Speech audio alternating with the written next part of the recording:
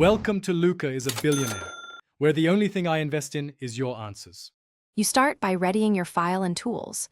Open the image in an editor that supports separate color channels and duplicate the base layer so you never overwrite the original. Once done, verify bit depth. 8-bit is standard, 16-bit preserves more tonal detail, then convert only if necessary. Next, reveal the channels panel and inspect red, green, blue, or CMYK individually to see where contrast and detail lie. Make a quick note of noisy or clipped channels before applying edits. You now perform the detailed adjustments channel by channel.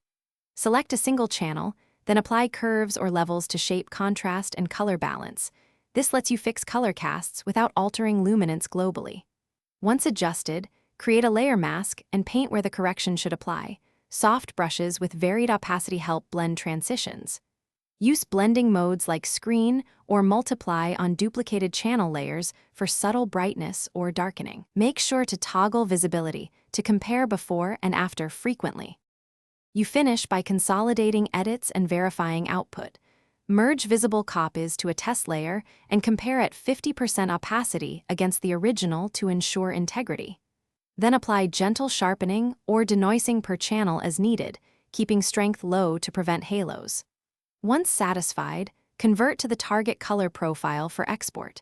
If colors look wrong, first check the document color profile and revert or reset channel adjustments. This single troubleshooting step. Thanks for watching and please subscribe. It's the best investment you'll ever make.